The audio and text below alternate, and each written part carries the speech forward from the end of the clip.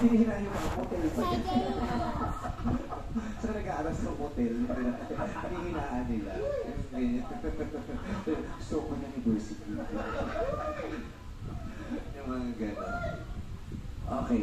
So, 8 months. Pero yung mga 18, 16, 17, okay na yun di ba? Parang, maraming ganun, parang sapat na yung mga 8 months sa mga una mong relationship. Parang mahaba-haba. At tagal na rin ang binubo. 8 months na rin yun.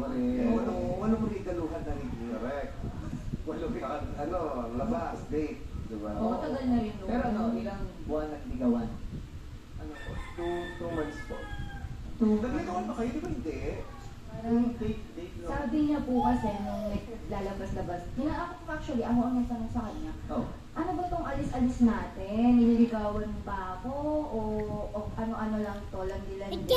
Tapos sabi niya sa akin, manliligaw pa ba ako? Para naman ng panliligaw yung ginagawa ko. Kasi hinahatid kita, sinusundo, Pero nung tuwing hinahatid mo daw siya, nagpapabayad kayo. Kasi may tricycle siya. Service pala. May negosyo mo siya.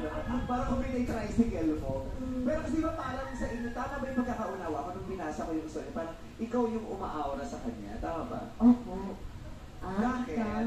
Siya ba, heartthrob siya sa school? Apo. Talaga? Ano yung itsura ng mga lalaki doon? Ito. Parang hindi ka nililipan. Kung ikaw ang heartthrob sa school, anong itsura ng mga lalaki? Charot? Sikat ka sa school nyo. Ikaw pinakagwapo doon. Hindi naman po. Aray! Ow! Ow! Pinakagwapo, pero kay Hana, ikaw pinakanatataki. Siya pinakanatataki. Anong special kay niya nung nakilala mo siya? Ano po siya Siyempre, eh? t-shirt niya, parang naka-stripes, breed niya all ka dyan. Kasi, overbraided. Back then kasi, ano kasi siya, tahimik. So, nakaka-caught siya ng attention. There was this one time na... Napaka-arte nung there was this one time. There was this one time, na nag-cringe talaga ako. Kaya curiosity. Parang ito pa rin si Anne. Ano po, nakita ko siya pababa ako ng hagdan. Sabi ko, sino yung nakayuko na naka-earphone? Tapos napugian ako, yun nga.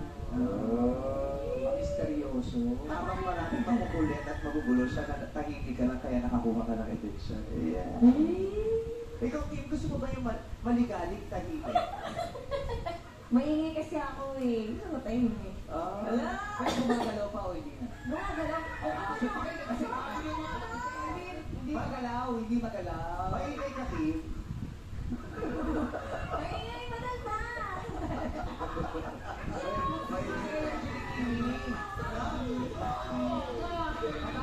Naranasan mo na ba yung maingay ka tapos may pumatong? Oo, ito ba yan? Kasi naglalaro ko rin sa loob ng car.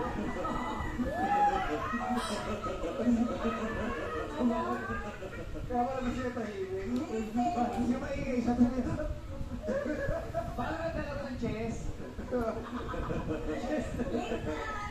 Maingay.